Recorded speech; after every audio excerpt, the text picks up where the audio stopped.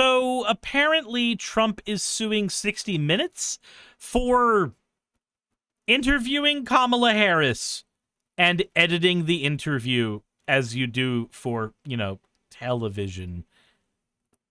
Yeah, that it sounds as stupid as it is, but let's get into fan art section first, and then we'll move forward there. This one I'm disgusted by. I am disgusted by this. This, no. Pairing me with the freaking Nazi catboy fucker? No. Nick Fuentes can eat a shoe. And then there's even fan art of that as well, apparently, from Mathematical Cabbage. Gross. And I'm done. Thank you for your fan art submissions. If you want your fan art to be shown in a future video, the best way to do so is to drop it into the fan art section of the Discord. With that said, let's go ahead and take a look at today's bit here. There's a story playing out between Paramount and CBS News, President Trump, and the Federal Communications Commission that any American who values a free and independent press should care about, including Trump supporters who should not like the precedent. Remember, freedom of speech, super important, unless, of course, it favors Kamala Harris. That is being set. The story started last fall when 60 Minutes interviewed then Vice President Kamala Harris. Then candidate Trump did not agree to sit down with the news magazine, but nonetheless, he protested how 60 Minutes edited the Harris interview, specifically the answer she gave after correspondent Bill Whitaker asked the vice president why Israeli Prime Minister Benjamin Netanyahu was not listening to the Biden administration. Now, in a preview clip that ran on CBS's Face the Nation Sunday morning, Harris was shown answering like this. The work that we have done has resulted in a number of movements in that region by Israel that were very much prompted by or a result of many things, including our advocacy for what needs to happen in the region. But during 60 Minutes airing, Harris gave this answer to the same question. We are not going to stop pursuing what is necessary for the United States to be clear about where we stand on the need for this war to end. Now, CBS News explained the discrepancy by saying they had merely run two different parts from the same longer answer, and that is indeed what the transcript revealed. Okay. So she gave a 2-minute answer, and 1 minute of it was played during one part of the 60-minute interviews, and one minute was played during another part, effectively? CBS News did not post the transcript at the time, but they did turn it over to the FCC this week, and the FCC released the transcript to the public yesterday. But that is far from what Donald Trump alleged happened. They took the answer out in its entirety, threw it away, and they put another answer in. Now, that is, as we saw from the transcript, obviously not what happened at all. But still, Donald Trump called this incident, quote, the greatest fraud in broadcast history, unquote. Okay, so how do you get there? How do you get to that point? It's just lying. Like, it's just lying. That's all it is. That's all Trump does here is lie. Did turn it over to the FCC this week, and the FCC released history, unquote. Mr. Trump said, quote, CBS should lose its license, unquote. And then Trump sued under news distortion rules for $10 billion. Now, the suit is widely regarded by legal and First Amendment experts as, well, as one put it, quote, a frivolous and dangerous attempt by a politician. Why would you do that? Why would you sue for $10 billion for effectively editing? That's all that does. That's all that is. That was editing. That was 60 Minutes editing a clip. Every single organization, news or otherwise, honest or otherwise, has to edit their shit to put it on public broadcast. Everyone. There is an amount of editing that goes into it. Even these streams, even these, have an amount of editing that go into them. It's not a lot, but it's there. That's effectively what Trump is angry about. A little bit of editing happened. To control the news media. Broadcasters have a right to edit interviews. It's editorial judgment. For example, Fox in June 2024 aired this. Would you declassify the Epstein files? Yeah, I would. But that wasn't Trump's actual whole answer. It was a taped interview. And as Semaphore noted at the time, Mr. Trump, in the full, unedited version, sounded a lot less definitive about releasing the Epstein files. Here's the whole answer. Would you declassify the Epstein files? Yeah, I would. All right. I guess I would. I think that less so because, you don't know it. You don't want to affect people's lives if it's phony stuff in there because there's a lot of phony stuff with that whole world. But I think I would, or at least Do you think that would restore trust? Help restore trust? Yeah, I don't know about Epstein so much as I do the others. Certainly about the way he died. It would be interesting to find out what happened there because that was a weird situation and the cameras didn't happen to be working, et cetera, et cetera. But yeah, I'd go a long way toward that one. Quite different, right? Now look, Fox had every right to make that edit. Yeah, during one of the edits, it sounds like Trump is basically there for the people. Oh my God, guys. We should definitely make sure that this pedophile who ran a pedophile ring, that all the information about them is public and everybody who worked with them is public. But in his actual answer, he's a lot more deflectory. In his actual answer, he goes, yeah, I would, but I don't think that who he victimized is actually as interesting as the fact that he might not have killed himself.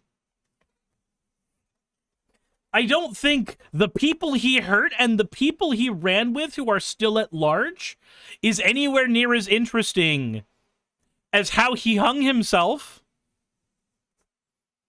That's fucking telling. And of course you wouldn't want to air that because that sounds stupid. That sounds like you're a pedophile apologist, which he is. Because Donald Trump, President of the United States, is a pedophile rapist. Now, did that edit make Trump look more decisive, less equivocating? Did it make Trump, therefore, look better? Yep. Was that why Fox did it? I have no idea. Maybe they just had some timing issues. Either way, it's Fox's right to do it, just as it was Fox's right to do it when they had Trump's surprise visit to a Bronx barber shop on air, which they also cut down significantly and, coincidentally or not, flatteringly, Fox had the right to do it. And not just because cable and broadcast networks have different rules. Now, the 60 Minutes editing case would almost certainly fail spectacularly in court, according to legal experts. But Paramount Global, which owns CBS News, is currently trying to merge with Skydance Media. And in order to do that, Paramount will need the approval of the Trump administration, specifically the FCC, which, under its new commissioner, Brendan Carr, has suggested that Trump's news distortion complaint will be considered by the FCC before any merger can be approved. Enter Sherry Redstone, the owner of Paramount, who stands to make about $8 billion if this deal goes through. Said one CBS News employee to me about this, quote, "Everyone expects Sherry settles with Donald Trump. She is not concerned about her legacy, democracy, or the work we do. It's only about the deal, her pocketbook. The only way she wouldn't settle is if Skydance sent her a smoke signal to hold off. Surely they realize a settlement diminishes the brand and value of 60 Minutes, which they claim to admire and want to own." Sidebar, can I just say when large media organizations start merging, we should just never let them do that? Progress Only says, wait, you're selling that a company would sell out for rights and cash? Color me shocked. Yeah, The duty of a company is to the shareholders. I don't like that. I think that's stupid. I think the duty of a company should be for its workers. But in American parlance, the duty of a company is to its shareholders. If the company is able to do whatever it can to increase its value to its shareholders, like doing a merger like this, settling in order to make sure that they are able to get it pushed through as fast as possible, and that's what they're going to do. That's what they're going to do. Unquote. For Paramount to settle this suit would be hoisting a white flag of surrender. It would be the network of Edward R. Murrow, at the behest of its owners, saying, we will not speak truth to power, we will acquiesce to power at the expense of truth.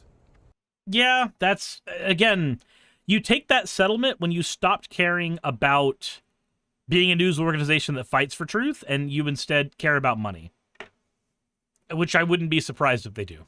President Trump has sued any number of individuals in the news media over the years, and the regular media.